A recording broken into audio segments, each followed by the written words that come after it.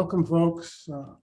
I'm Bob Miller, I'm President of Marine Conservation League and Chair of the Climate Action Working Group. For those that are unfamiliar with Marine Conservation League, it's a marine-based environmental organization established 88 years ago. Its mission is to preserve, protect, and enhance the natural assets of marine in a changing environment, and that's certainly includes in a changing climate. MCL monitors a broad range of issues to protect marine's ecological values, and this committee advocates for reducing greenhouse gas emissions as rapidly as possible and for adapting as well as possible to the impacts of climate change. If you're not a member of MCL, you can support advocacy for the environment by going to marineconservationleague.org and becoming a member. Today, we're lucky to have guest speaker, Congressman Jared Huffman, who has been a longtime real friend of the environment and of Marine Conservation League. Belle Cole led the effort to have Congressman Huffman speak to us today. She will introduce the Congressman and ask the first several questions. Here are some house rules. Congressman Huffman is with us until 9:45, and everybody will be put on mute until the Congressman leaves. After that, we'll discuss what we learned. After that, we'll have the rest of the COG agenda, which includes a discussion of energy metering. So instead of the raise your hand function, present your questions in the chat function and send your questions in as soon as you can. Bill Carney will monitor chat and ask the Congressman your questions. So now I'm going to turn it over to Belle. It's a pleasure to be here. Nothing gives me more pleasure than to introduce you, Jared, to this large audience gathered here today to hear directly from their dear friend, their champion of climate action, and now congressional point person on climate change, confirmed by the Speaker of the House, Nancy Pelosi. The Climate Action Working Group, under the leadership of Doug Wilson, followed your role as a member of the House Select Committee on the climate crisis and formulated our own pillars. We sent these to you when we learned that you were going to Glasgow, and thinking that others might be interested in what local climate action looks like in Marin. We are poised again to ask your help in understanding the options the US has in shifting away from oil, gas, and coal, and averting a drastic rise in climate temperatures. Without major new policies to speed up the transition to wind, solar, and other clean energy, the US is likely to fall far short of meeting the president's climate policy goals. These policies and solutions are embedded in both the Build Back Better Act, the infrastructure legislation, and other initiatives. Help us too to figure out ways that Marin can be most effective and useful in getting the job done. We have 4 primary questions, and our expectation is that you will be able to address these within the next 20 minutes, with approximately 5 minutes or however you want to space them. And next we will turn to the questions from those present today. And Bill Carney is monitoring the chat and will pose these questions directly to you. The first question that we want to ask is, what is the future of the Build Back Better Act and its climate change provisions? And if you could respond to that, and then when that's done, then I'll ask you the second question, and then the third question and the fourth question, unless you want to answer them all together. So it's up to you. Thank you so much, Congressman Huffman, for being with us. All right. Well, thanks, Belle. So we'll dive into that first question, but before I do that, let me just say good morning and hello to all of you. I went ahead and switched to the gallery view because with a group this big, it's fun to see so many friends and so many great local environmental leaders, local and beyond. This is really a wonderful gathering of people that I have a lot of respect and admiration for. And we've been working together for many, many years. So let's keep it up. These are challenging times. It's like a rolling inflection point, and we need each other. Sometimes we need to, just shout or tweet into the void because these can be very frustrating times, and that's okay. We got to maintain our sanity.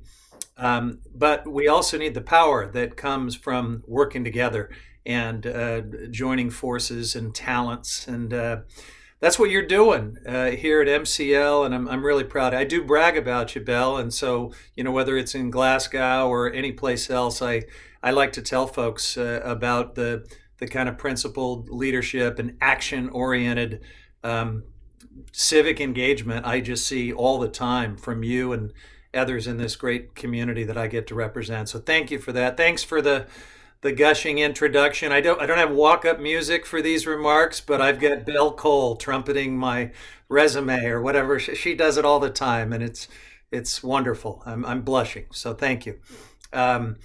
Look, you want to know about the Build Back Better Act? It's a great opening question because when we think about climate action, I can't think of anything bigger or more important that we've been able to push right to the brink of enactment than the Build Back Better Act. It's not perfect. It is less than what I hoped it would be a few months ago, back when we had a clean electricity performance program that I thought would have done a pretty good job of finishing the job, decarbonizing the power sector. There were a few other things that fell out, but given what we're up against, given the virtual non-margins we have to work with in both the House and the Senate, I think it's nothing short of remarkable that we were able to get this out of the House of Representatives, losing only, I think, a single Democratic vote, and that we have been poised to get it to President Biden's desk, but for a single U.S. Senator.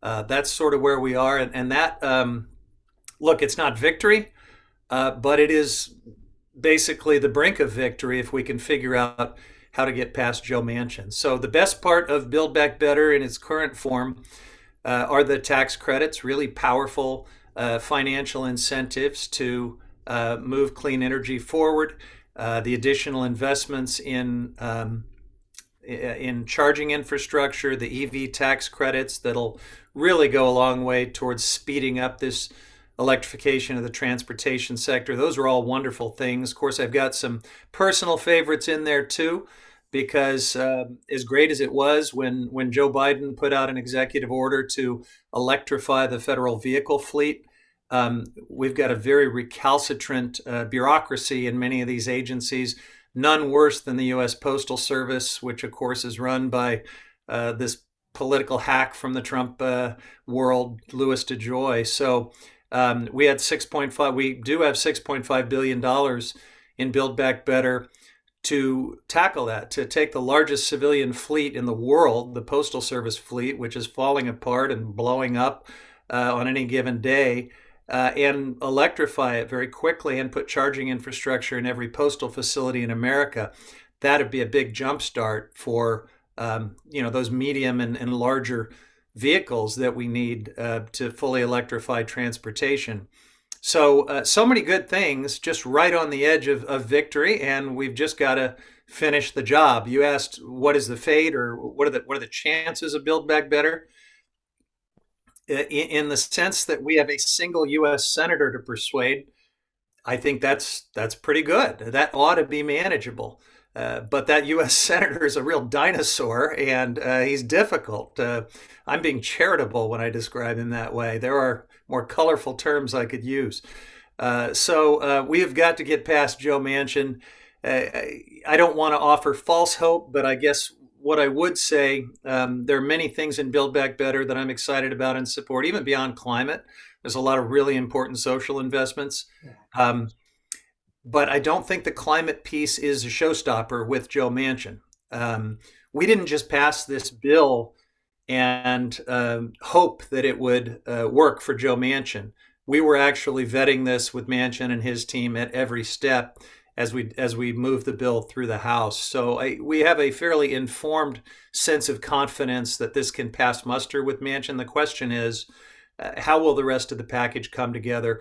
When will it come together? The Senate is just a maddeningly slow, plodding institution.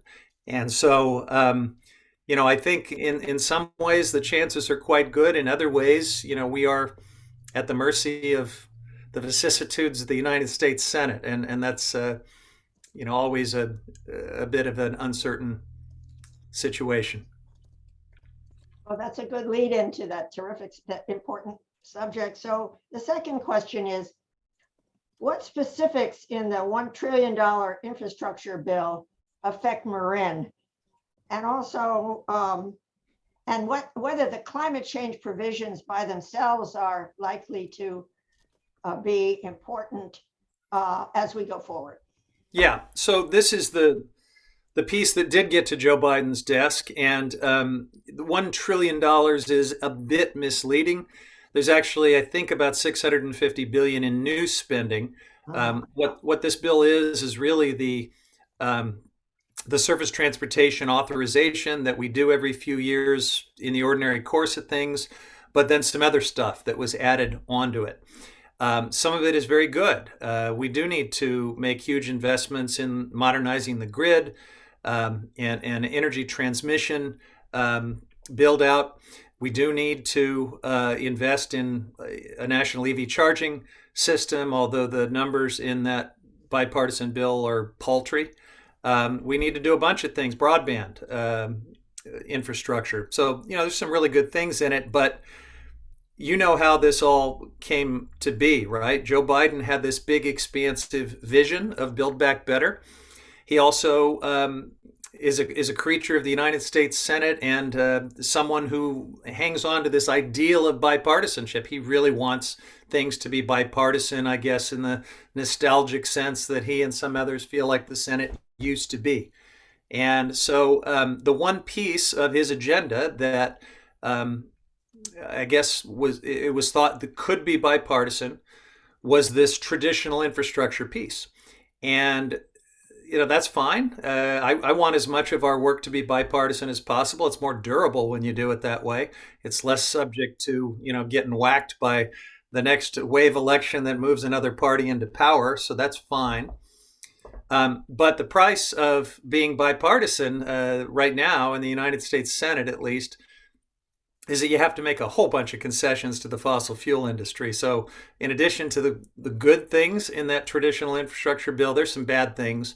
There's a $25 billion loan guarantee for a new LNG facility in Alaska. That's 3 times the amount that is in that bill for EV charging. So that kind of tells you, how you get your bipartisanship these days with Lisa Murkowski and folks like that. You give things away to the fossil fuel industry. There are NEPA waivers for natural gas gathering lines. There's other environmental streamline that will surely be used to try to move forward more fossil fuel infrastructure. So, it's a mix of good and bad. And a lot of the things that could be good in that bill are just sort of sent to states in a block grant kind of way. And so I'm getting back to the answer to your specific question, which was about California and Marin County. I think we can feel pretty comfortable that the funding that comes to California and that makes its way down to Marin County is going to be put to work in service of emissions reduction and good, clean and green infrastructure. We will make sure that happens because that's who we are. The funding that goes to Texas and Florida and other places, I don't think we can be quite so sanguine. Yeah. The Biden administration is going to do what it can, I think, to try to direct this funding in a way that is, less harmful. But by virtue of the way this law is worded, it's going to be hard. in some of these other states. So I don't know if that answers your question. The specific dollars are going to be coming forward in the days ahead. In fact, I think today is the day that they're going to roll out the bridge funding formula that will tell us how much we get here in California on bridge funding. And you're going to see a bunch of these other things, begin to be fleshed out at the state level, which will in turn kind of give us a sense at the local level of what's coming our way. Okay, so the third question is, we're likely to have some compromises by the executive taking on responsibility. So what executive orders and regulatory actions on climate change should we track? There have been some nice executive orders. President Biden really hit the ground running. He was very strong in defense of climate science and trying to restore the integrity of science across a bunch of agencies that had been very compromised, obviously, during the Trump administration. He got us back into the Paris Climate Agreement. Yeah. He put a freeze, a moratorium on new fossil fuel development. Now we have lost ground since then, in part due to a court decision, but in part, I think, because some in his administration have been weak-kneed about fully tackling the need to just stop developing fossil fuel in our public lands and in our oceans. So, we could go through a bunch of the executive orders that have come down, but I guess you asked about what we should focus on, and what I would suggest is maybe a couple of executive orders that have not happened, but should, I believe. One of them, now that we've got all of this money coming through the Department of Transportation, I think the Department of Transportation should do a rulemaking on climate pollution as it spends on transportation infrastructure, and that should happen. That should be happening right now. So I really think we need to push the administration for a focused rulemaking from the Department of Transportation. The bigger one, the one that maybe has even more potential if we can't get Congress to act, is invoking emergency power under the I believe it's the National Emergency Authorities Act. And so this is something that people have been talking about for a few years, declaring a climate emergency in order to unlock some additional executive power.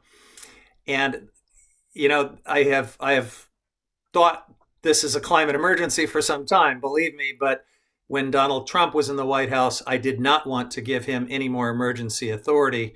And you can sort of imagine how he would abuse something like, a climate emergency that unlocks other authorities. Biden, I feel very comfortable, would not abuse that power and would put it to work in service of doing some really important things. I mean, with that additional authority, I think big decisions by his administration could better withstand legal challenge. It just is a better posture to fend off all of these lawsuits that are going to be coming from the fossil fuel industry.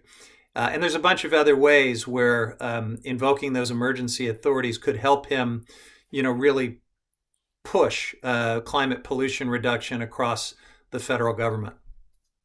That's great. Thank you. So, and the final sort of basic question is, what happened in Glasgow at the summit? And we'll put it in some way, but is the glass half full or half empty? And you had a lot to say. We've seen your remarks, so we're eager to hear you in person on this subject. Yeah, I always want to. I always want to offer some hope and optimism to folks on this subject because, despair is always just right there. But, I don't want to bullshit you. So the truth is, the glass is at least half empty. We are making progress. We obviously brought a bunch of countries together on an agreement to reduce methane. That's very important. We are trying to lead in a way that's hugely better than what it's been in the last 4 years. We're, I think, being welcomed back by the world community, and the world is really gratified to see this leadership, but they're not sure it's going to last. And China and Russia and Saudi Arabia and others are far from doing what we need them to do to actually hold global warming to 1.5 degrees Celsius. So we've got this decade That was what Glasgow was all about, was keeping 1.5 degrees within reach at the through actions that we will take this decade. This is the decade of action, and I don't think we produced enough action in Glasgow. But maybe the most important thing to come from it is we're going to have another summit this year. We're not going to wait more than that. We're going to start really ratcheting up the pressure, and that is very important. So we've got this year, I think, here in the United States to really deliver some action and some leadership, so that when we go back, I think it's in Egypt at the end of this year. It's in Cairo, so I'll get to check that off my travel bucket list, I suppose. But we need to take with us much more tangible action than the kind of hope we were peddling in Glasgow. Thank you. Well, thank you very much, Jared. This is and so we're now going to turn to questions from those who are present today. And Bill, would you start out with begin with the questions that you compiled? Thank you. Yeah, good morning. Hi, Jared. So I think one that came in prior is how do we get Republicans to see the seriousness of climate change and the solutions that are readily available? How can we message more effectively? So I will be pretty painfully blunt in responding to that question. My suggestion: stop trying. It's pointless. It is a nostalgic ideal that we're going to somehow bring these Republicans along, and that we'll all lock arms and in a bipartisan way tackle this climate crisis. I hate to be so cynical, but really what I'm being is realistic, because it's just not going to happen, and we don't have time to keep pursuing it. When I talk to my daughter decades from now about what I did during, the decade of action, I don't want to say, I kept courting these Republicans that were just always out of reach, because I really wanted this notion of bipartisanship, and I lost sight of the fact, if you've seen the movie Don't Look Up, the comet was hurtling to the planet. So, Yeah. I guess sorry to be so cynical, but my answer is forget about partisanship or bipartisanship. It doesn't matter. We've got a comet hurtling at the planet. Let's focus on the stuff we need to do. Yeah. And if they come along, that's great. I would love that. Believe me, I really like to work across the aisle, and I have good relationships, but we don't have time to just keep pursuing bipartisanship for the sake of bipartisanship. Okay.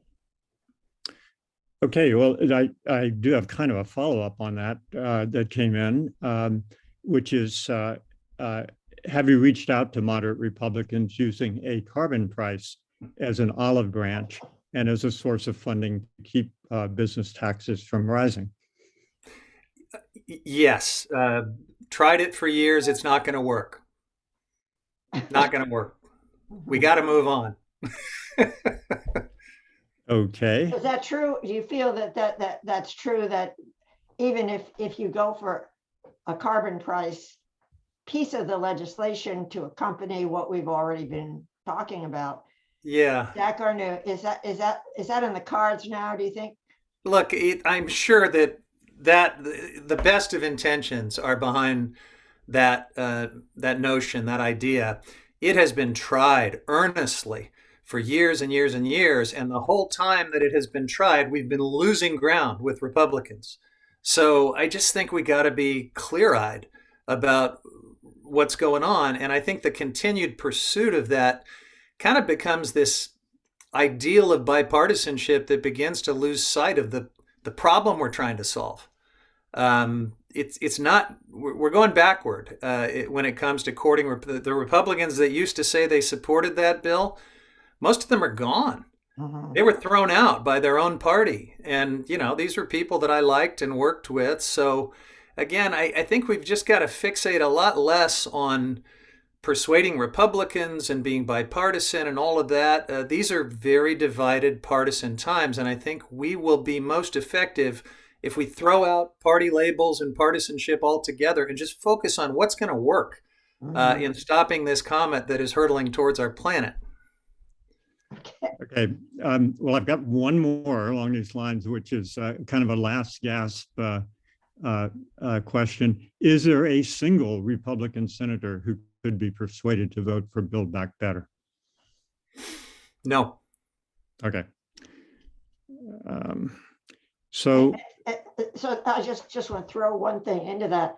I guess it's too much with the minimal time we have for you to say why there is not a single senator, a single Republican senator. Well, because remember, Build Back Better includes more than just the climate piece. Oh, yeah. It includes child tax credits. It includes universal pre-K and investments in affordable housing and all kinds of things. And even Republicans that we think of as maybe in reach on climate. I mean, I don't know who that would be, really. They're not champions, but maybe the Mitt Romneys or the Lisa Murkowskis as she builds her LNG facility. Some might deem them, potential partners on climate. I don't really think they are. I think all of them, in one degree or another, are completely under the thumb of the fossil fuel industry. But even if you could peel off one or two of them, the other things in Build Back Better are going to spook them. They're just not going to go there. So I think our best hope on Build Back Better, it continues to be holding together this package of investments that is more than just climate. Because I think if we start trading away, investments in affordable housing, investments in childcare and family leave and all kinds of other things in order to get the piece we want, you could potentially create a backlash that just blows the whole thing up. So my view is we try to get as much as we possibly can. Some of it is obviously going to fall out, but I think the climate piece has a good chance of staying in together with some really important social investments. And then that package as a whole is our best way forward. Okay, and then switching back to the infrastructure bill itself, is there a way to focus more of the hard infrastructure dollars on climate mitigation as opposed to adaptation? Some of it will lend itself pretty nicely. I mean, here's the thing: we're going to have a shiny new electricity grid with new transmission and investments in research and other things. Now, whether that carries clean or dirty electrons is another matter. So that's where we took a step backward with losing the Clean Electricity Performance Program. We were going to put all of this money that is now law into grid modernization, and we were going to have this powerful new incentive to make sure that it was clean electrons moving on the grid. In place of that, we've stitched together some other incentives. The Biden administration is doing a rulemaking that could, put some additional leverage into the power sector. So we will try to make all that happen. The market itself is moving towards clean energy, just not fast enough. But that's our challenge. We'll have a grid that is capable of supporting the transition to electric vehicles, and we'll support clean energy nicely if we can quickly deliver more of that clean energy.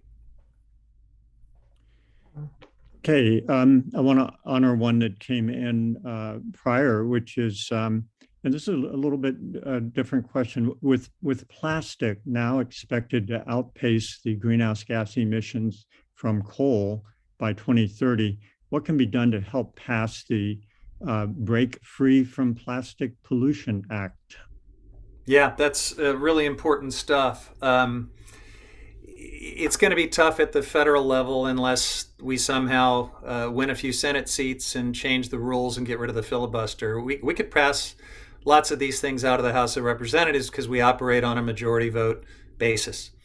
But until we get rid of the filibuster, unfortunately, you're left with a set of less than optimal tools. You're left with what can the EPA and other agencies do under existing authority.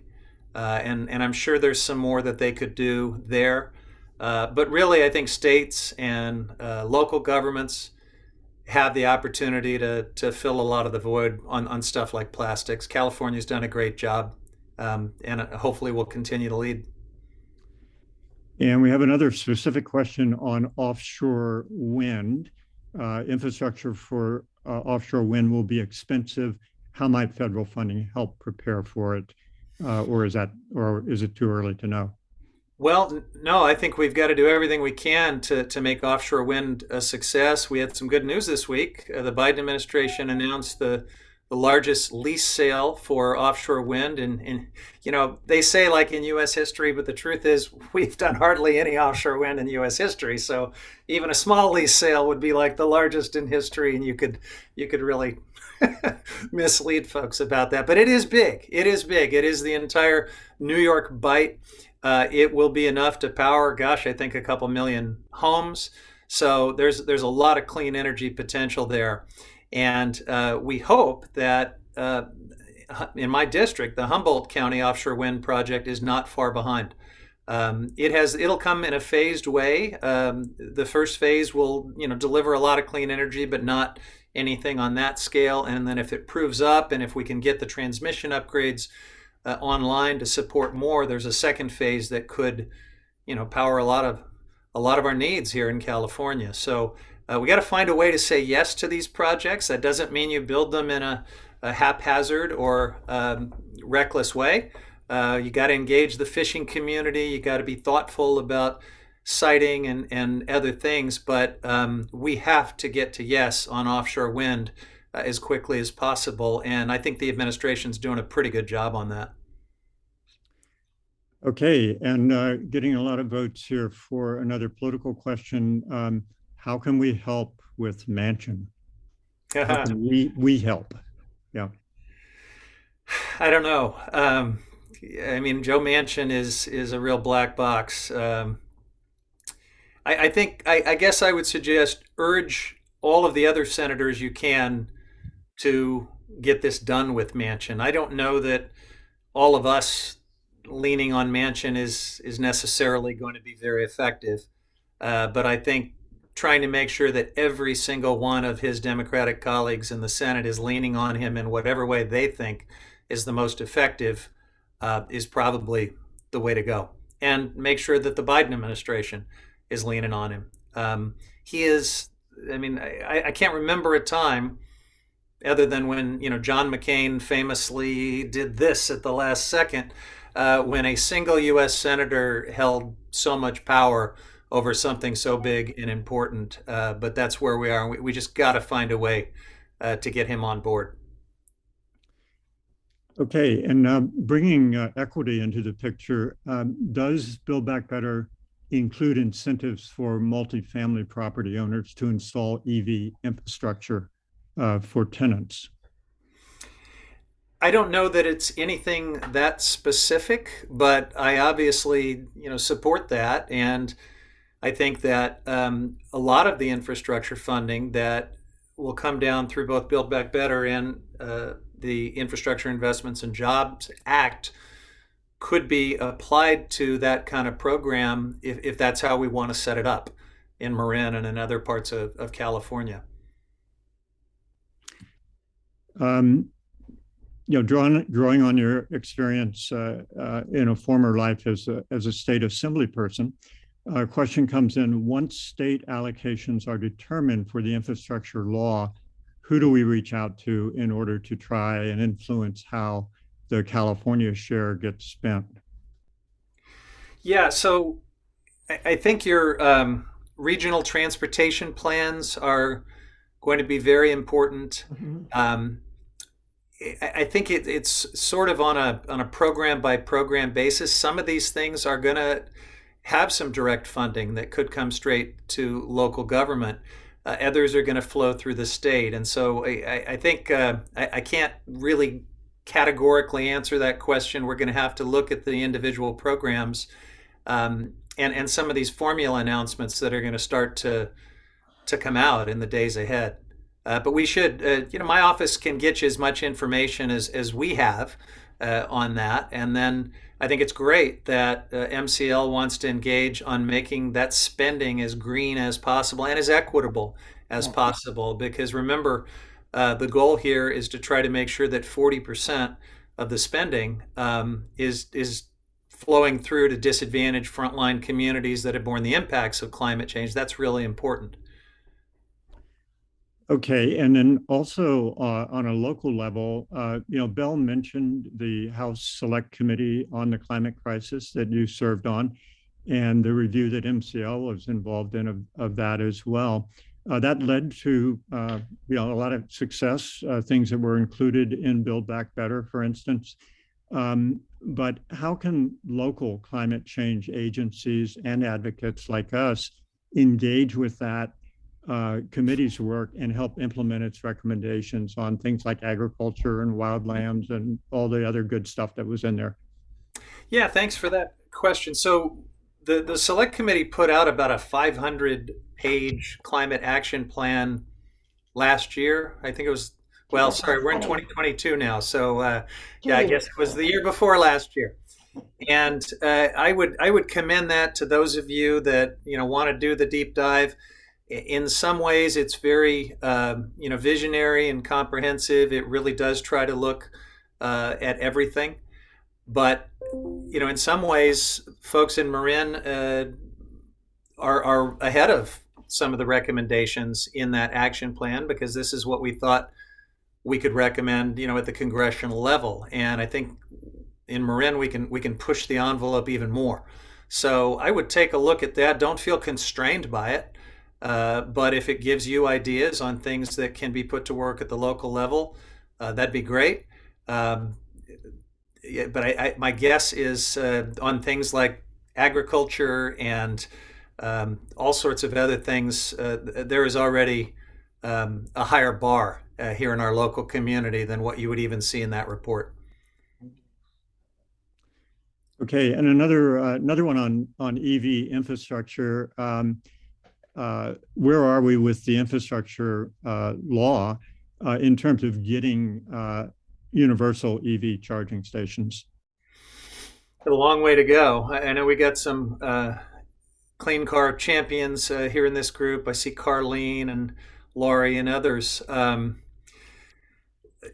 This is maybe the most important thing any of us can be doing. And I just think we've got to create as much momentum and action for this as possible. So the funding in the bill that has become law, $7.5 billion, is not nearly enough to create a national EV charging network. It'll help some. But I think we've got the Build Back Better would round things out really nicely, would include some tax incentives that would be super helpful for EVs and infrastructure. Everything you can do. I mean, pressuring as consumers, as shareholders, as community activists, trying to get these internal combustion vehicles off the road, I believe, is the most important climate action we can all take. Do you think there's any chance that if Build Back Better gets weaker on its climate provisions, there'll be separate legislation on climate? If it gets weaker? Well, I mean, if Build Back Better, if a lot of compromises have to be made, or if it doesn't pass, I mean, if there's something like that happens, do you think there'll be separate legislation put forward, or is it possible to have separate legislation just on the climate part of it? Yeah, I would hate to see it as just a standalone again, because I think that could create a real backlash with some members of Congress who are passionate about affordable housing or childcare or other things that are currently in Build Back Better. They might see that as a selling out by the environmental elites or something like that, and that's why I've been really careful not to suggest that we jettison any of those things. There definitely is some activity in the Senate, horse trading about, what pieces can hold together, what pieces can go as separate legislation. I think the child tax credit is in real trouble. And it's too bad because, from a anti-poverty perspective and a social justice perspective, it's one of the most powerful ways we have of lifting struggling families and kids out of poverty. But it's not well understood. If you poll it, it's not even very popular because a lot of people don't know what it does.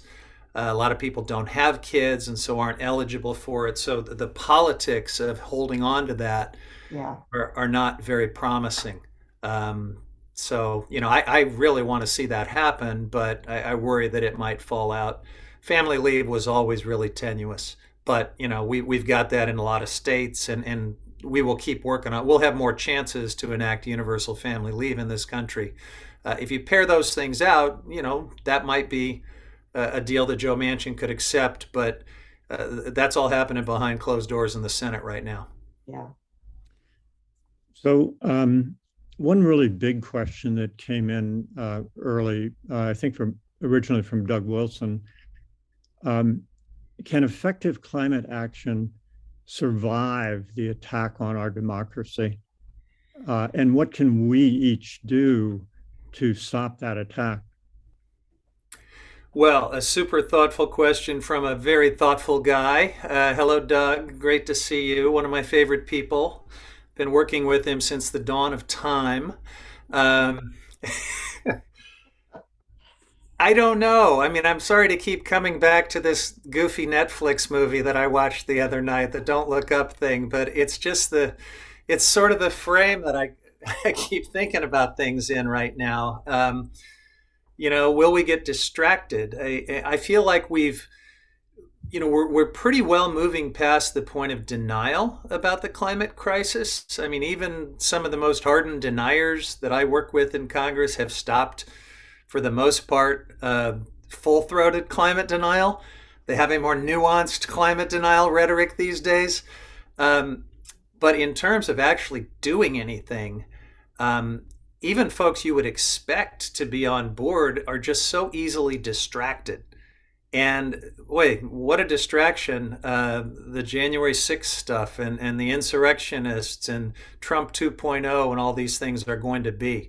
Can the kind of climate action that we need withstand all of those distractions in a country that is divided and where so many people have figured out how to make their money by sowing those divisions? I don't know. I'm not going to give up. We can't give up. That's never an option on these things because the stakes are way too high.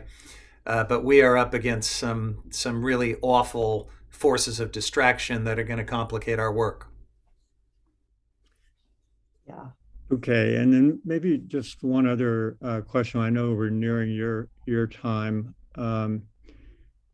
So let's see, my screen just shifted. Do you have any last thoughts to share on, sort of your year in review and working through all this stuff and immediate goals in the next couple of months moving forward? Yeah, sure, Bill. I've been thinking about that a lot. And I guess what I would suggest in these tribal political times that we're in, and I've had a bunch of questions about that I think come from a longing or a nostalgia for more bipartisanship and just better governing. That is all something that I share in theory, at least. But to me, if we're really going to focus in on this climate crisis and just stop getting pulled and pushed by partisan tribal politics, I've got to be honest with my fellow Democrats too. And the truth is, in 2021, as thrilled as I was to put the White House in Joe Biden's hands and have at least a nominally Democratic Senate, and hang on to our House majority, there was way too much fossil fuel business as usual in 2021 if we're serious about this climate crisis. Mm-hmm. And we can give the gauzy, biggest offshore wind sale in history, kind of talking points. But we also issued one of the biggest oil and gas leases in history in the Gulf of Mexico. It's a huge carbon bomb. It shouldn't have happened. There's any number of other ways in which we capitulated to the fossil fuel interests. We continue to build out fossil fuel infrastructure. And I think we've passed a point where we can accept that and, just keep spouting talking points about all the good things we're doing. It's not good enough. And I have to be honest with this administration, which I love and I support, but they're not doing enough. And our Congress is not doing enough. Our country's not doing enough. And that's the challenge that I see. I take away from 2021, sure, some progress, pat myself on the back for passing some good bills out of the House. It's not enough. It's not enough. So that's our challenge. We got to stay motivated. We've got to work together functionally.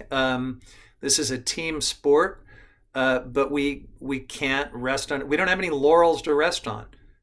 We've just got a hell of a lot more work to do. Okay, well, thank you for answering a series of, I think, really good questions that came in. I really appreciate all the questions, and we'll get the ones that didn't get asked to you. So maybe you can consider, answering them in other forms. So thank you very much. I want to turn this back over to Belle and to Bob.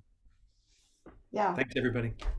Well, thank you, Jared. Thank you so much. And I think that we will continue to be in touch, and all of us trying to figure out ways to be most effective and helpful in part to you, because you have a strong voice in this, and also in any ways that you can think of that you could draw us in or give us an advance notice where we might be able to work with you. Thank you so much for joining us today. Bye-bye. Thank you so much, sir. Okay. Well, that was very fruitful, very good. And I think we're going to take some time now to kind of debrief and talk about what we learned, and open it up now to your questions. If you could, I guess we're gonna, Bob, are you gonna take it over now and tell us how we can have a conversation about what we learned and what we think we might be able to do? Yeah. So I think people will be unmuted. You're muted. Uh-oh. Yeah. Can you hear me now? Yeah. Yes. I think people will be unmuted now. And what I'm asking folks to do is to raise your hand, and you can also put questions in chat. And I'll respond to hand raising in the order in which the hands were raised. And but I would like to say that Congressman Huffman has provided terrific leadership, and we really are so lucky to have him. Carlene?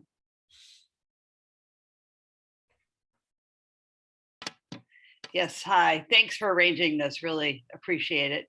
I just want to make a comment when we think about things we can do. And Congressman Huffman, doesn't mention this because he's in this group, but he does have a clean pack. And that's, if you're able to, it'd be great to give donations to that. It's a pack that he has that he basically takes the funding and uses it to help others get elected that are climate oriented. So I just wanted to share that.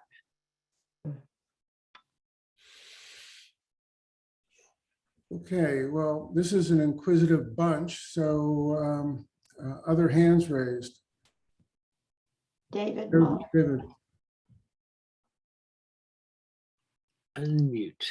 Hi, everyone. Thanks. First of all, thanks for setting up this program today. That was terrific. I think we all get opportunities to, hear Congressman Huffman speak, but rarely with such a sharp focus, without a bunch of other people in the audience wanting to talk about all their particular issues of concern. So thanks for that.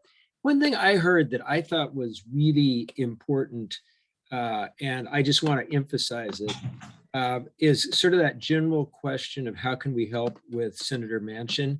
And I think, frankly, that that question applies to lots of the things that the congressman said. You know, I'm trying to do this, I'm trying to do that. And at least what I took away as his answer to that, specifically around Manchin, was I wrote down 2 notes: urge all Democratic senators to get this done with Manchin, and to urge the Biden administration to lean on Manchin. And it really struck me, you know, one of the things that we all have going for us is we're in a political environment where our elected leaders for our local community, even up to the state, are pretty aligned with what we on this call are trying to accomplish. But I think this idea of really expanding individually and organizationally our reach to perhaps all Democratic senators, and more broadly in the Biden administration, that theme of it's time to get angry about climate change. And it really struck a chord with me when he said that. So I just wanted to emphasize that particular angle, that we're all working, I think, locally, but I think we need to spread our individual and group actions to that broader group. Like he said, probably forget the Republicans, just forget them. They're not going to change. They're not going to come around. Don't waste our time on them. But let's really get angry and start pushing on the broader Democratic caucus, especially the senators in the Biden administration. Bob, I just want to ask David a question. Do you feel that that's true locally too? I mean, I don't think we should give up on moderate Republicans locally. No. And I think, Bill, I would, you know, and I'm just reflecting what the congressman said. Yeah. But no, since the partisan labels don't come in such big time in our local politics, I would certainly say no. I mean, you know, we don't run our council elections on a partisan basis, even, you know, at the county level. So I think at a local level, not so much. Certainly at state, you know, there's probably some people that can come around, but I just really heard a very clear message. Don't waste your time. We don't have much time. We don't have enough energy. Let's focus it all and get mad and make something happen. Yeah, that's great. Kevin Morrison. Thank you. My question is kind of a perfect follow-on to what you were just saying, and it's a question and an observation. Tom Flynn in chat wrote, how can we work with Senator McGuire, Mark Levine, and the candidates for his office to make Northwestern California a model for successful, effective climate action? That's a great question, and that's what both of you were just talking about. And, you know, I see Ms. Terry Green in the audience here, and she and I have talked recently about how Marin County is allocating funds to Marin coming from ARPA and doing some environmental mitigation mostly, or adaptation mostly. But we have trouble prioritizing things in Marin. So I'm hopeful that part of what will come from this gathering is an ability to speak with one voice about prioritizing things in Marin County. So cheers on that. Great. Nadine? Hi. Yeah, you know, kind of in the same political arena that we're discussing right now. I know that the senators such as Amy Klobuchar, et cetera, have been putting pressure on Manchin and have been working with him. Certainly his suggestion to keep doing whatever we can to encourage that is good. And of course, trying to keep Feinstein strong, you know, is good. But I want to move it out even a little bit further into the future. The Senate, I haven't followed it, but I just know everybody's saying it was, you know, we're likely to be worse off in the Senate in the next election. I think we have to think about our members either joining groups separately or else our groups doing, you know, phone bank and outreach and postcard to try to surpass what we've got in the Senate right now. Because if we, you know, I don't know, maybe Manchin State's going to go Republican next year. You know, maybe they'll just not even put him in. But I know that this group focuses on local and climate, But I think this could all go down badly this time around. And I think we really have to start making the donations, laying the infrastructure, participating with other groups that are doing, like Mark Kelly. I don't know how strong he is on climate. Do we know? But there's senators who are vulnerable and unlikely to lose. And I hope that some of the members of this group will join other groups. And of course, I know a lot of them, if you don't want suggestions, who are, would be working on the electoral side. That's it. Thank you. Thanks. Ken? Yeah, I just wanted to follow up on this point about working with our senators to put pressure on Manchin. And I think what I'm hearing Jared Huffman say is that we need to encourage our senators to figure out whatever it is Manchin needs in order to be able to pass Build Back Better with the climate provisions in it. And we all have other issues that are in there. We'd all like all of it, but I think it's almost like saying to Feinstein, hey, we really want to make sure that these climate provisions pass. And so we want Build Back Better to pass. And so pretty much whatever he'll agree with, we support. Hello? Yeah, Anyway, yeah. Well, hi, Mary. Thanks for calling back. Doug, you better mute.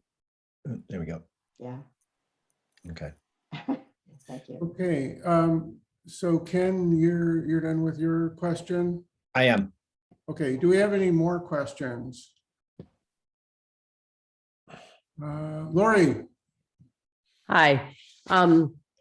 Wow, that was really sobering from Jared. I thought he was very honest with us, and it leads me to believe that the chances of getting much done in Congress in this year are pretty slim, notwithstanding Build Back Better. And it made me think about two different things, both points that sort of come up. I just wanted to reiterate them, which is on one level, I think we should really be focusing on holding the Democratic majority in the House and improving it in the Senate, if that's possible, and focusing on voting rights at the federal level in terms of legislative congressional action. So that's one thing. And then it made me realize how important it is for us to do things here in Marin and make sure that we are a shining beacon of what is the best that can be done. And that gets me to specifically the money, the ARPA money that the supervisors approved, I don't know, a couple of meetings ago about for climate, both on mitigation and adaptation, excuse me. And they put more money into adaptation than they did into mitigation, which I think is the wrong way to go. Bill Carney mentioned this at the meeting when the supervisors approved it. And I think one of the things that we should be doing is, it's not a lot of money and it's over 3 to 4 years, I believe, but I think we should, with many voices, urge the supervisors to spend more money on mitigation now and put that into some precedent-setting projects. Thanks, Lori. Carlene? You're on mute. Yeah, I also just want to mention, I know we're very focused on the legislation, but our agencies, local agencies and state agencies hold a huge amount of control, and they're not always efficient or spending the money how we would like them to. So I think that we have a huge opportunity collectively to really influence local and state agencies. So just wanted to put that out there as an action potential. Yeah. Great. Thanks. Bob Archer? Thank you, Bob. My video's on the fritz. I'm remain concerned about the very negative approach to bipartisanship. In the Senate, there's a discussion going on about creating a separate climate bill and a separate social bill. And there are serious trade-offs on doing that. But there are clearly Republicans who would support many of the climate provisions, such as research and development, Murkowski, Romney, Brown of Indiana, and others. So if that became the priority and became the reconciliation approach, you could bypass Manchin. So that's part of the discussion going on. And I think the dismissive approach to trying to find bipartisan actions to be taken is a mistake, given how they have played a role in the passage historically of solar, wind, and energy efficiency programs. May I ask you a question, Bob? And Yeah. that's, there was some talk maybe last month about how, carbon pricing, putting a price on carbon could now be part of the answer, or at least could be taken into account now that the electricity portion has to be substituted by other things. Have you got any thoughts on that? When you say now that the electricity portion has to be substituted by other things, what do you mean? I'm just talking about a price on carbon that. Yeah, in the Senate, there's clearly support in the Senate in the key positions of Wyden at head of the Finance Committee, Biden's key man, his fellow senator from Delaware, as well as, of course, Senator Whitehouse and others in the Senate Finance Committee. But it remains an issue, of course. He's got 49 in support of it, according to Senator Whitehouse, and he says the House and the administration are quietly in support of it. But that's where it resides, along with everything else. Yeah, thanks. Okay. Too many Bobs around. Sorry, Bill. Any other questions? Yeah.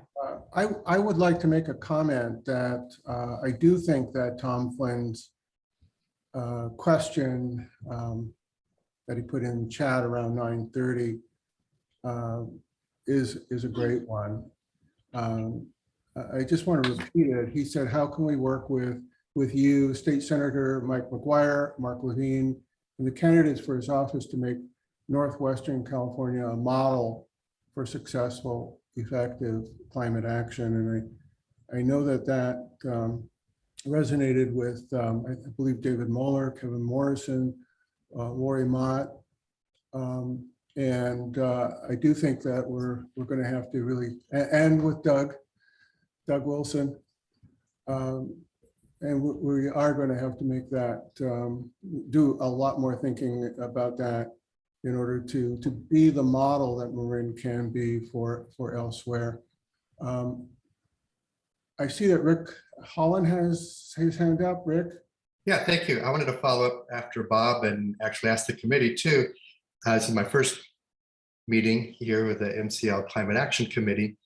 But what of the feasibility of a carbon tax for Marin County? Could we do it just for the county, or possibly with some adjoining counties similar to MCE?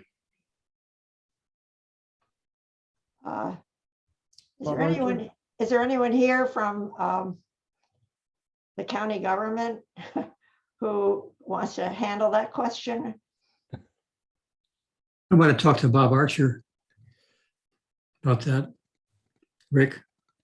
Well, it really works at the national level because of border issues and cost issues. I do not recommend doing it. You see the problems of state level carbon pricing issues are so protected by various subsidies and free allowances and the like that I just don't think it's a good idea to pursue it at that level. I would just say you'd run into problems with the Interstate Commerce Act if you tried to do it on a local or state level. You cannot do a border adjustment. That was my basic question. I think that's an issue that has to occur at the national level. Okay, so I don't see any more questions, so I suggest, folks, that we move on to the rest of the agenda. The next two items, Ken Strong is going to take the lead. And the first of those two items is his discussing the February 18th COG lead topic, building electrification. Ken?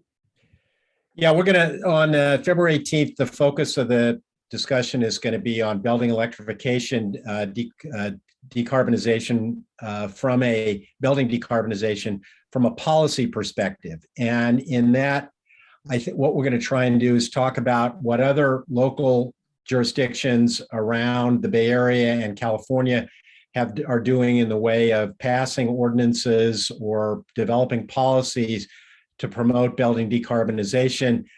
Then we're going to focus in on what Marin County is doing, because Marin County, under its climate action plan, is supposed to enact a countywide electrification ordinance that would take effect no later than January 1st of 2023.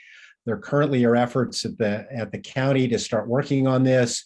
And so we want to talk about what those, find out what those efforts are and talk about them and see where they're going. And then I think we want to talk about, and then we're going to talk about as a group, what we can do to bring our individual jurisdictions along. Because we all know that a policy that would, for example, affect building codes would be a whole lot more palatable to the building community and more effective if all of the jurisdictions came up with the same ordinance and the like. So that's what the meeting is going to be focused on, and there'll be more information about who's going to be speaking and the like coming up. Okay, great. So let's get to the second item that you're going to be leading, and this will be longer. It's on the net energy metering 3.0 proceeding of the California Public Utility Commission. And here you go. Take it away, Ken. Can you see my screen? Yes, we can. Wonderful. So Bob asked me to provide an update on what's going on with this, the net energy metering 3.0 and its impact on solar. We talked about this a little bit last month, but so some of this may be repetitive, but I wanted to kind of go through this for everybody. So what net energy metering is, it's the program under the California Public Utilities Commission rate structure, whereby people who have rooftop solar can get compensated for the electrons they send out to the grid in excess of what they use for their own personal use. And there is a belief that the current program is unfair, and the legislature asked the Public Utilities Commission to take a look at it. Now, first of all, where things are in process. So the California Public Utilities Commission issued a proposed decision December 13th. The parties to that proceeding, which are like formal parties to the law, it's almost like a lawsuit, if you will, they filed opening comments last week, and today are going to file reply comments. The Public Utilities Commission is currently scheduled to vote on this January 27th. They don't have to vote by that date. They can postpone it and the like. And there is some thought that there is going to be an alternative proposed decision that's going to come out. But that's the current schedule as far as where things are. So you can have that in mind from as to what we can do. So what are the reasons for the proposed decision? So there is the current program is seen as inequitable, shifting costs to low-income ratepayers. And the details of the program are this. First of all, net energy metering, as I said, pays solar owners for the power they sent to the grid at the retail rate currently, some version of the retail rate. But that is much higher than that power is actually worth at some times of the day. We have so much rooftop solar and utility large-scale solar in the state at the moment that at certain times of the day, solar power is actually worth zero and needs to be curtailed. And yet, under NEM, the individual rooftop solar owners who send their electrons out to the grid get reimbursed for that at the retail rate. So that's perceived as unfair because other ratepayers who don't have solar have to help pay for that money being sent to the solar owners. Critics also claim that since solar owners buy less power from the grid, they don't pay their fair share of cost to maintain the grid, which furthers this inequity. So those are the reasons that the CPUC looked at this. Now, under the proceeding, there were two things they were supposed to come up with: a new NEM program that doesn't shift costs, and one that also promotes a sustainable solar industry. And how they did that is a subject of a lot of controversy.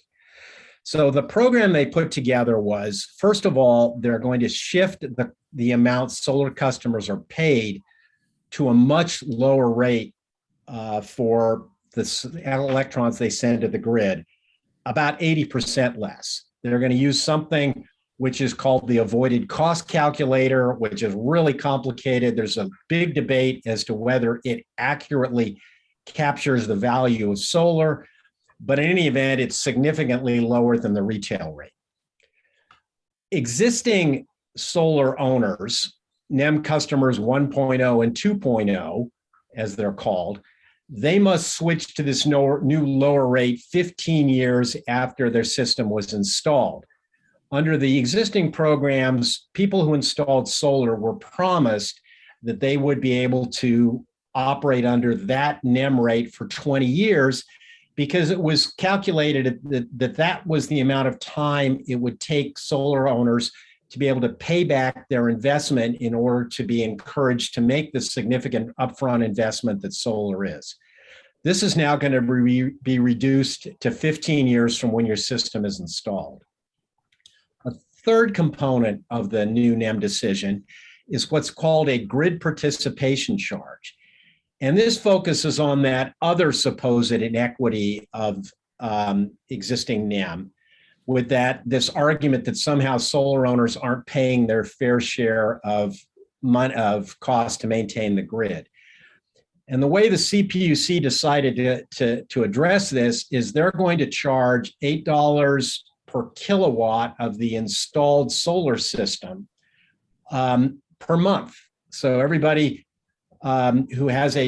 certainly everybody who has who does a new solar installation, it's a little vague as to whether this applies to existing solar customers. But any new solar customer is going to pay on average about $40 a month for just having solar. And this applies no matter whether you use any power that month or not. You could go on vacation and not use any solar at all. You'd still pay your $40 a month grid participation charge. And then the fourth component of the proposed decision is something which kind of is called a market transition credit.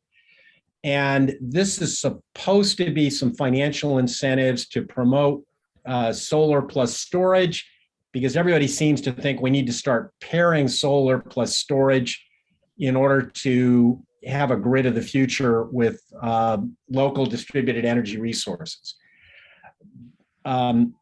So those are the components of the decision. So who's affected by this decision? So as proposed, it applies to residential solar customers. It doesn't apply to commercial solar customers because the CPUC thinks they're paying their fair share through some things like standby charges and the like.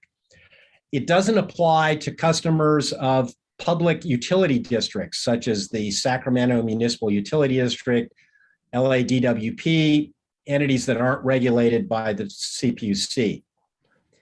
And the NEM rate doesn't apply to CCA customers, such as those of MCE, who are empowered to set their own NEM rates.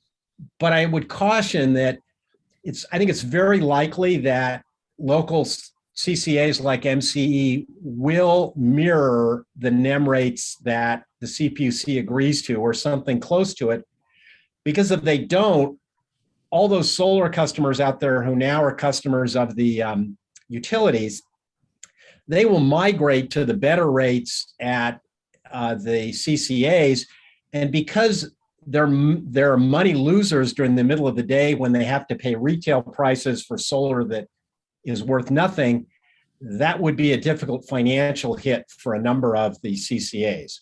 So, although not strictly, the proposed decision doesn't strictly apply to them, I think they'll probably follow whatever comes out of it.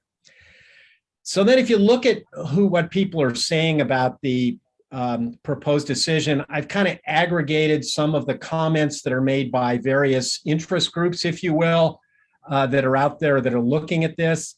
And I kind of focused on a couple of different segments.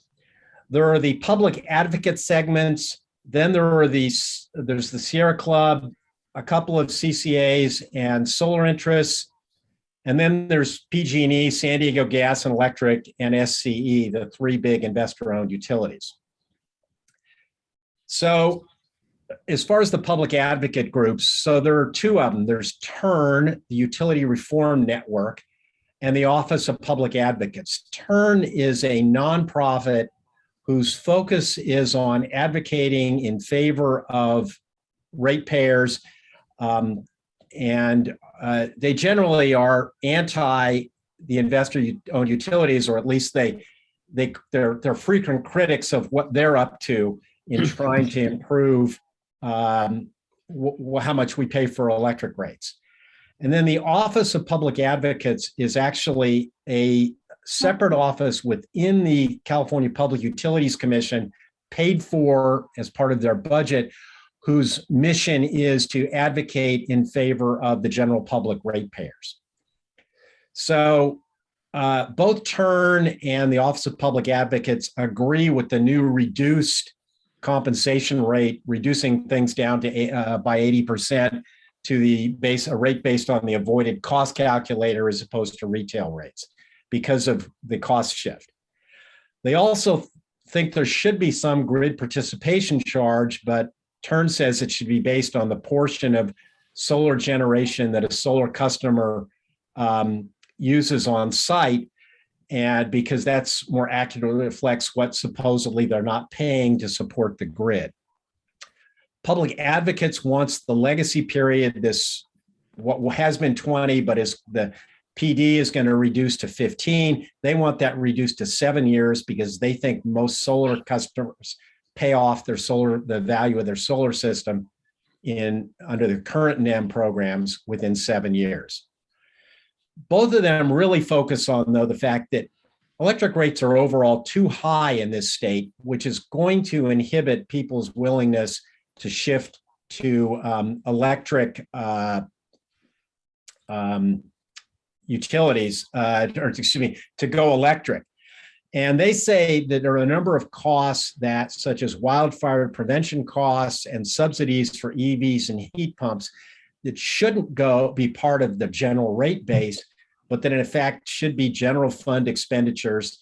In the past, some of these things have been easier to just put in the general rate base than for the legislature to raise taxes to pay for. So these entities are saying we need to take some of these costs out of the general rate base and put them as part of the general budget.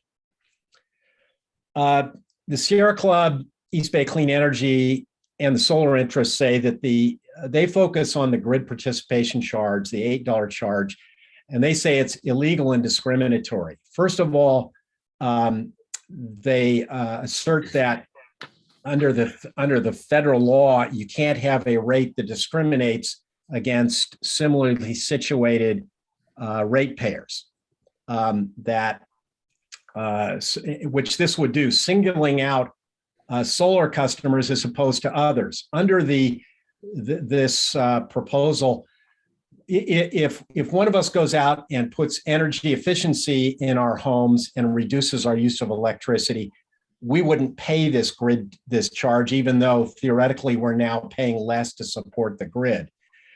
In fact, a new solar customer could put solar on his roof, and then after that go out, install EV chargers, two EV chargers because they bought two electric vehicles and they electrified all their appliances. They might end up having almost the same electric use of electricity from the grid as they did before they put solar, but they would still have to pay this $8 per kilowatt charge. So they say this is unfair and discriminatory. However, there are some charges that NEM customers don't pay, such as they don't pay to support the wildfire fund component of bills. And so that Sierra Club and EBC say, yes, NEM customers should be paying these costs if all other ratepayers are. This should be a fixed part of the bill. And they also all say that the portions of the proposed decision which are supposed to stimulate solar plus storage will not work and thus won't ensure a sustainable solar industry. Different folks talk about what the impact of this proposed decision will be on the solar industry, but a lot of people think it would significantly negatively impact the storage industry, the solar industry. Then finally, we have PGE, SE, and San Diego Gas and Electric. They don't think the proposed decision goes far enough. They say that NEM 2.0 customers shouldn't get any grandfathering. They ought to immediately go to the new rate because there will still be an inequitable cost shift. They think the grid participation charge should be higher than the $8 per kilowatt, that it ought to be roughly double of that to cover all generation-related costs they say are being shifted now. So they think there ought to be about an $80 a month charge for solar. And then finally, there's a provision in the bill or in the proposed decision, which would allow customers to upsize their solar to 150% of their current electric needs. And the utilities say they people shouldn't be permitted to do that somehow that would turn people into generators and that there would be potential federal tax implications of you'd have to pay federal taxes on the money you got for your solar for the electrons that were sold to the grid. So, so they don't think this is at all good.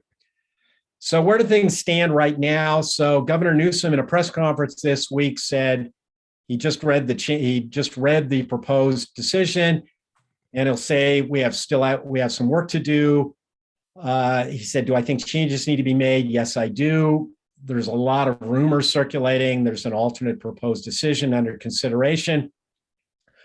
If people want to comment on this decision, the provision on the CPUC website for public comments on the NEM decision is still up and active, and I think it should be up until the 27th. I've got the link here. I'll put it in the chat so that people can, who want to make that comment can do so. And that's what I have to say about the NEM program. So. Great.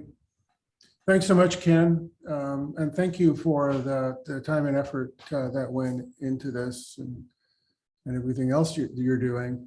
This is a great presentation. Can we ask questions about that or not? Yeah, we're definitely going to have questions, but we need to have questions. Okay. So I'm on an iPad and it's hard for me to use the chat. Can I just, when questions come up, can I just, raise my hand digitally? I'm sorry, Nadine. Oh, I said, can our questions just be verbal? Yeah. Okay, so are you calling on me or on somebody else? Yes, go ahead, Nadine. Okay, well, I had gotten an email about this and I have it on my to-do list and I was going to call Governor Newsom and oppose the proposal. And because to me, it seemed like it was, stifling solar when we need to encourage solar. But now that you've explained it so completely and thoroughly, first of all, is calling Governor Newsom the thing to do is it should be comments with the CPUC that's more important. And secondly, does it make no sense to just say no to one thing? Should we be saying yes to one of the alternates? It's a little confused. It's more nuanced now. Those are my questions. It is complicated and nuanced. There's no question about that. Now, my understanding is there have been thousands of phone calls to Governor Newsom's office about this already. I was hearing yesterday that there were demonstrations in both San Francisco and in LA around in front of the CPUC about it. I just stuck the public comments link into the website. I don't know what good it does to make comments to the Public Utility Commission or to in this public comment thing, but I think the sheer volume of comments is significant. So I would urge people who are concerned about this to make a comment on the website, even if it's just urging them to come up with, to think this thing through more thoroughly, come up with an alternate proposed decision, something of that. If you have specific concerns about the details of it, then you can obviously put those in. But both calling the governor's office and putting a comment in there is helpful. As Peter Schwartz notes, the CPUC is a quasi-independent agency, and so they don't have to take direction from the governor. So, Pamela? Hi. Question about the wildfire funds you had on a couple of your slides. Are you referring to a different wildfire funds that they have separately from the Marin County MWPA funds? yes. Okay. And do you know how much money we're talking about, or percentage, or what does it cost to an average homeowner for that? Or is it based on use or something? It's a separate line item on your bill, I think. If you looked at your electric bill, it would tell you what it is. It's a charge to help fund the cost of reducing vegetation, protecting utility lines throughout the state. So it's Okay, thank you. Okay, let's hear from David Muller. Thank you. Well, first of all, Ken, I really want to thank you for putting this presentation together. I've been following this issue for some time, and this is the first and only presentation I have ever heard on NIMS 3.0 that gave what sounded like a balanced and thoughtful, straightforward, no spin presentation of all the different views. And I've just never heard that. Usually we're hearing from one advocacy group or the other, and of course they spin the information to support their views. So I found this extremely helpful. And I had one clarification question. You can either put up the slide again or perhaps just answer it. One of the slides of one of the three groups supporting or commenting on this, three main groups, I think their proposal is that the grid support should be based on total consumption. I think that's the way it said. And I just wanted a clarification. Did that mean the total amount of electricity they consumed off the grid? So basically, the more you would use off the grid, you'd pay a higher grid support charge, and less used off the grid, a lower grid support charge. Did I get that right? Yeah, so Turn says that the grid participation charge should be based only on the portion of solar generation used to serve on-site consumption. Okay. So yes, so the more electricity you use from your solar, the higher your grid participation charge would be, again, based upon the theory that is, I believe, that but for your solar, you would be buying that additional electricity from the grid. Oh, so for clarity, and this is why I was a little confused about it. So it would be based on the amount of solar you used rather than the amount of off-grid consumption you used. So it's based on you'd be having to support the grid to the extent you weren't taking power off the grid rather than the reverse. I think that's what you just said. Well, a little bit. I mean, see, so as a solar customer, when you turn your lights on at night, you're not, unless you've got a battery, your electricity is coming from the grid. And you're And- paying some grid support as part of that charge. I got you. Okay, great. Exactly. Thanks for that clarification. Okay. Okay, Susanna?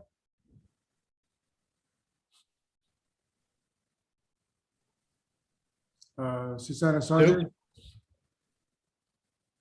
Sue Sanders. Sanders, thank you. Sorry, I was trying to unmute myself. Yes, thank you, Ken. What a wonderful presentation about everything that's going on. And I just want to say I've been very involved with the opposition to this new proposal that would absolutely end the rooftop solar market if adopted. And it would end 70,000 jobs. And part of the huge turnout yesterday in San Francisco was a rally. And a lot of it was the solar workers that are going to lose their jobs. And it absolutely helps to call the governor and ask him to not let this happen. He has a lot of influence over the CPUC. So calling him in opposition to this is really important.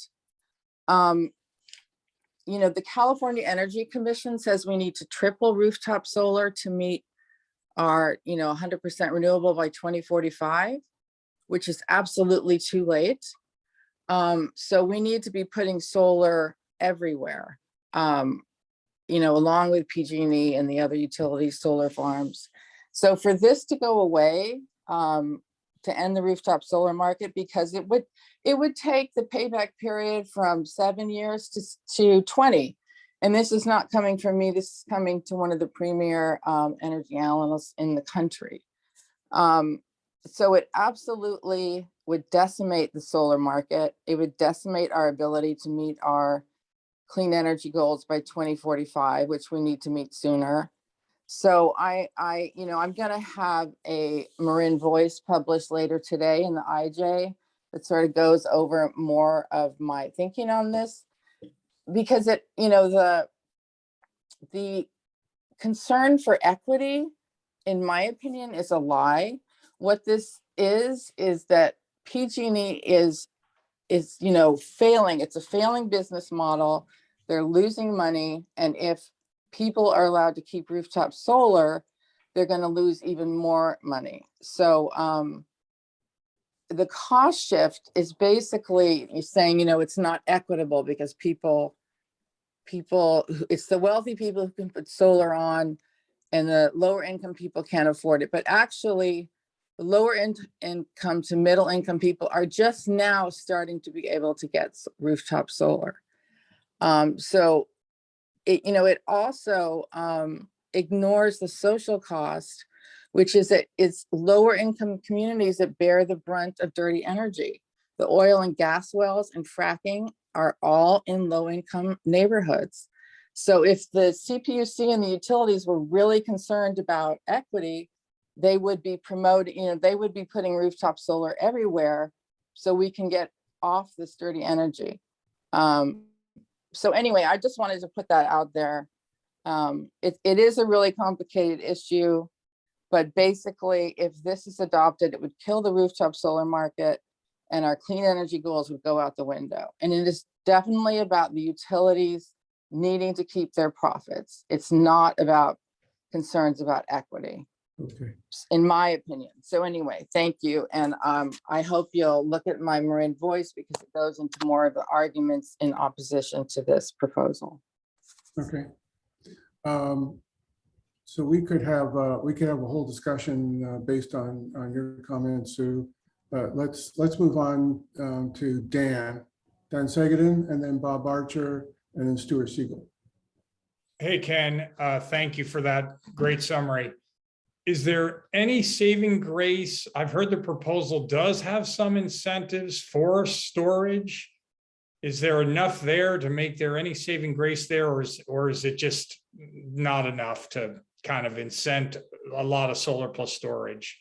Is that an override that, there's so much in here for storage that there'll be a bunch of solar plus storage going up, which would be, I think, a good result, but I'm curious if there's anything enough there. So here's my understanding, and I see Kurt's on the chat, so he may have a better understanding of this, but there's roughly as I understand it, under this market transition credit, if you are a new solar, or if you add storage, if you have storage that you put in within the first 4 years of this program taking place, you will get a subsidy. I think it's initially $2,500 for your storage, which goes down 25% a year. That doesn't come close. Well, it would take, after 4 years, even if you got the first $2,500 subsidy, your $80 or your $40 a month, grid participation charge would cancel out that storage benefit. There is some other money in there to subsidize storage for low income. Yes, there's some things for storage in there. It's just with the other parts of the program, I don't know that it pencils out. Thank you, Ken. No.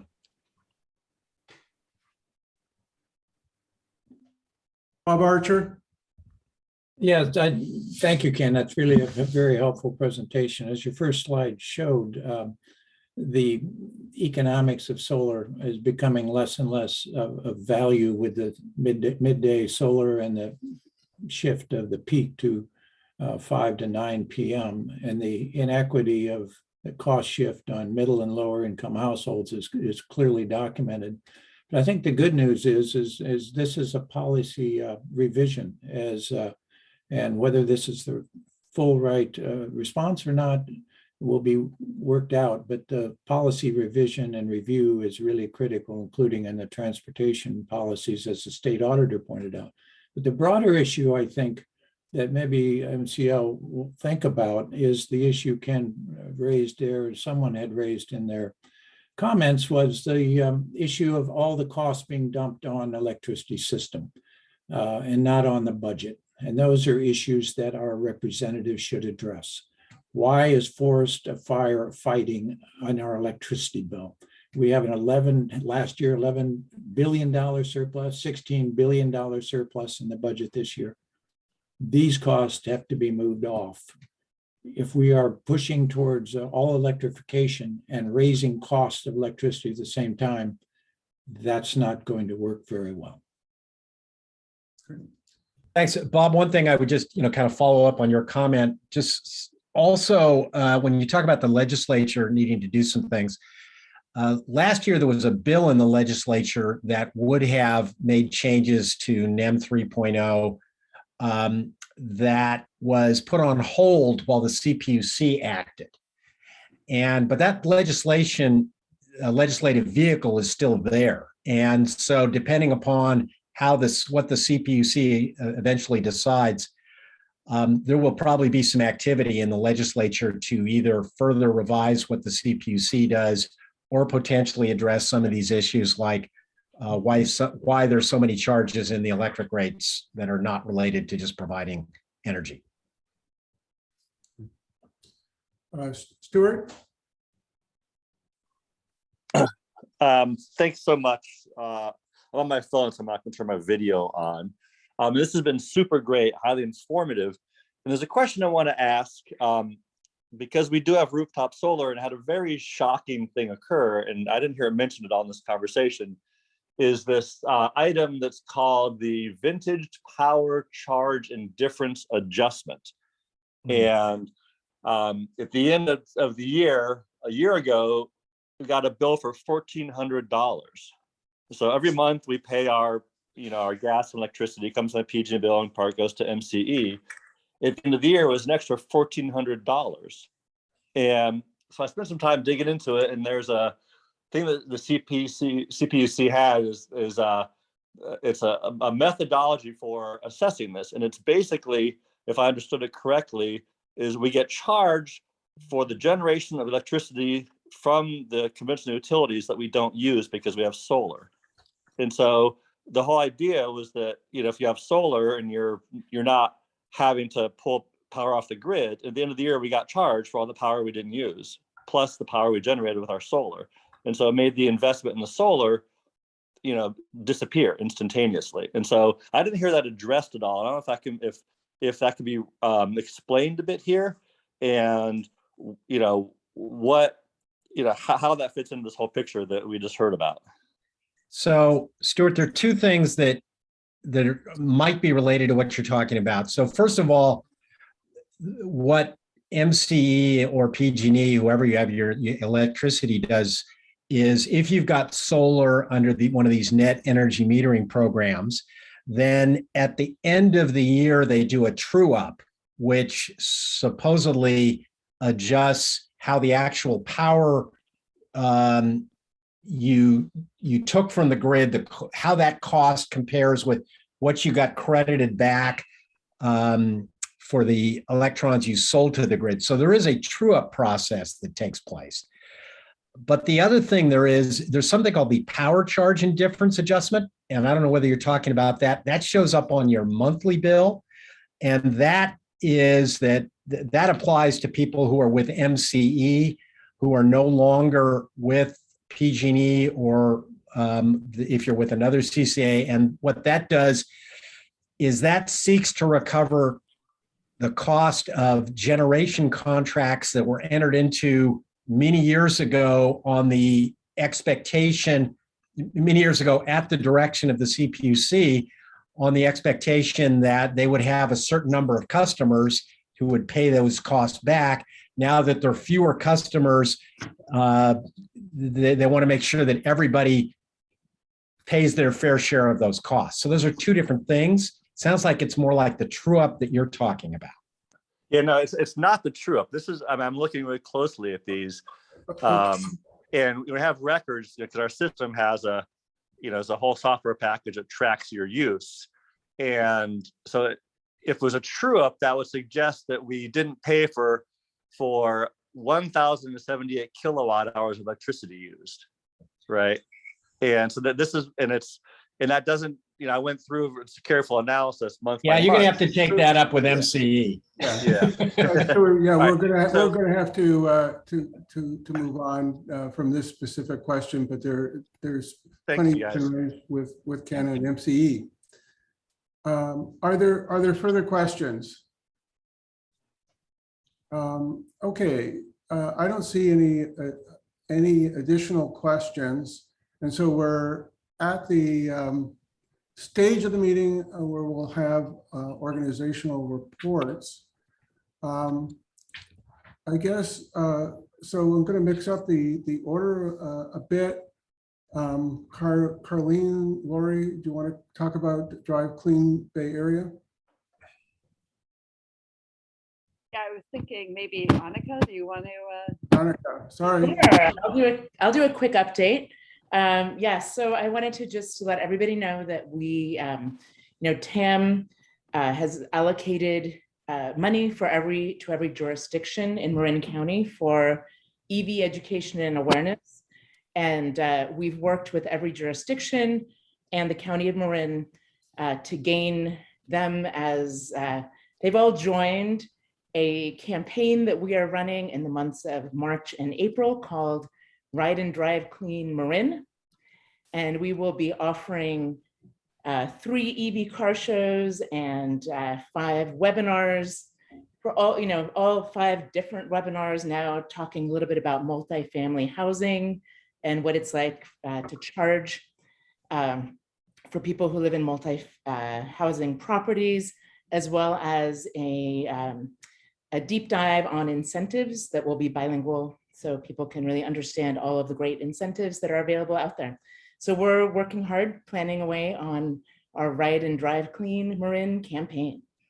Great. And I'll just add to that we also will have some equity outreach to the canal and Marin City, and some of our programming will also be in Spanish as well.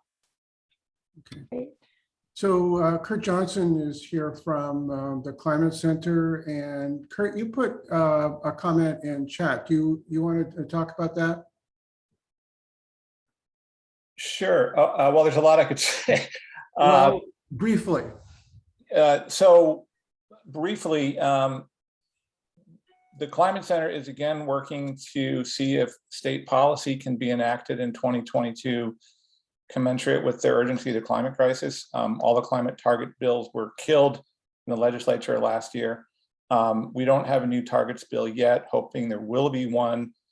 This is not public information yet, but we're hoping to have something posted shortly about putting together a climate policy summit and lobbying day in Sacramento in April, hoping to bring a lot of people to Sacramento to lobby their legislators, urging them to pass a climate targets bill commensurate with the urgency of the crisis. So if you're on the Climate Center newsletter list, you'll get information about that shortly. Thank you. Great. David Moeller, EV Squad, BE Squad, Climate Reality Project. Are you still with us? Yeah, I am. Thanks so much. Okay, I'll report on the EV squad first, electric vehicle squad. We're focused on a couple of key areas right now. Probably the biggest one is on charging infrastructure. Some of the items that Congressman Huffman talked about in terms of both at the federal level, Department of Transportation, also at the state level, the expenditure of the funds. We're working closely with Drive Clean Bay Area to try and really influence where those funds go, and that the distribution of those funds has proper provisions around them to make sure that the EV charging infrastructure that's installed is actually usable and meets its intended purpose. We're also working with a number of jurisdictions here in Marin County on their climate action plans and their transportation features in there to try and get EV provisions in. And then this program that Carlene and Annika talked about of the EV campaign this spring, we're working closely with them on that. On the building electrification squad, we're really gearing up and working with county staff and the county's climate committee on developing that county all electric ordinance. And we expect to be major players in encouraging all the Marin jurisdictions to join with the county and adopt all the same all electric ordinance.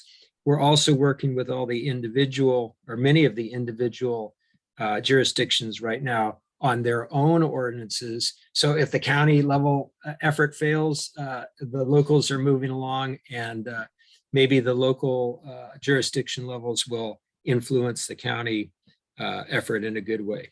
So that's, and we're also coordinating with a number of other building electrification groups, especially in the South Bay, for lessons learned and making sure we're leveraging their good efforts to the maximum extent. Great, thank you. Bill Carney, Sustainable San Rafael.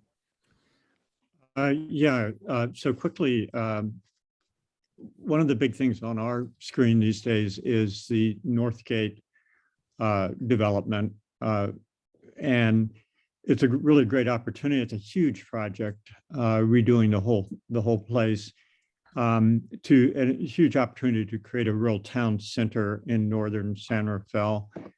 So I just encourage everybody's attention to that. And it's an opportunity for things like electrification of the buildings and EV infrastructure to really be a major part of that, as well as, walkability and other things that have greenhouse gas impacts. So they're just starting their EIR. A good chance to weigh in. Actually, today is the last day for commenting on their scope, but there'll be a bunch of opportunities over the next year to weigh in on that. So I would encourage you all to consider that.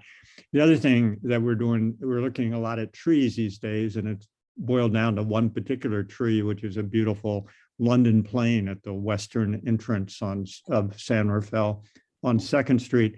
It's kind of, again, a larger than San Rafael issue because a lot of traffic goes by that spot.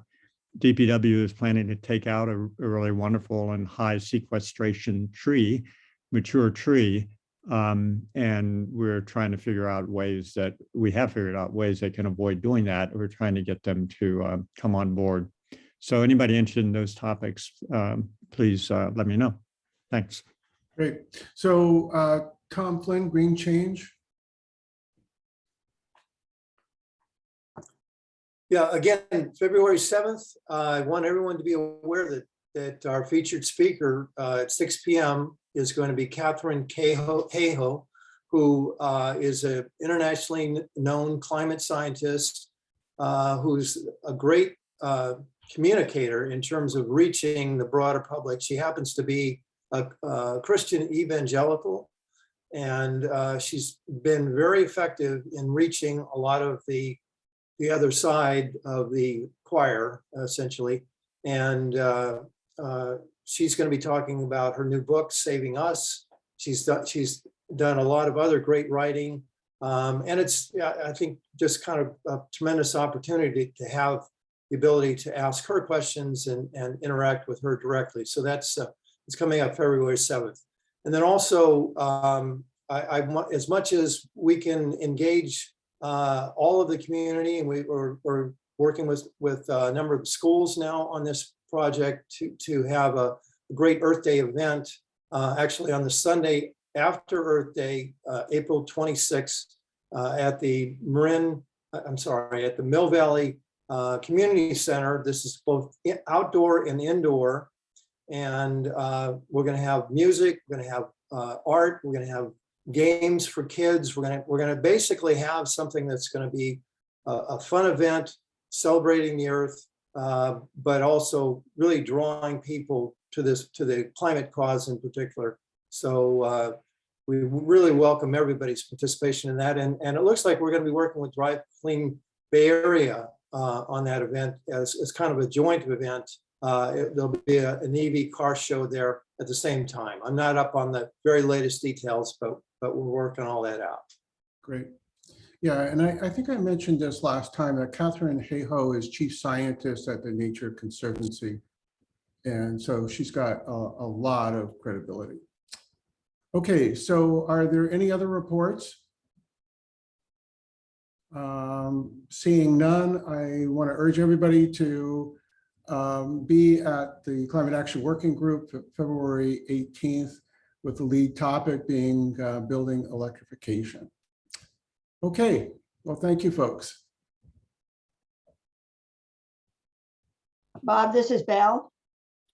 I'd just like to get back just a moment to what we learned from Congressman Huffman, because I think that with respect to each of the 4 issues that we brought up, some of the things are things we can really act on. You remember he talked about regulations and executive orders. He thought we could take response, we could support him on. So I think that we should follow up with that, because those were specific things he said we could do. So I just wanted to remind people that there was a lot of meat in what he talked about with respect to what he thinks are useful for us to do and maybe not as useful.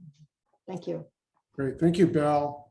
Bill, you have your hand up now. Yeah, just quickly, I wanted to thank MCL for hosting Jared today, and particularly thank Bell for doing a great job of moderating that, and for bringing Jared to us, and as well as Martha and Bob and all those in the small group at MCL that helped put it together. Thank you.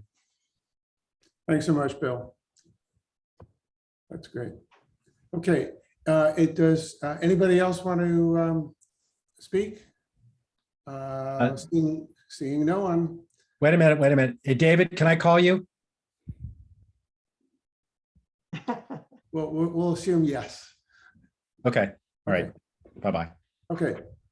I'll see you next month. Bye-bye. Thanks, Bob.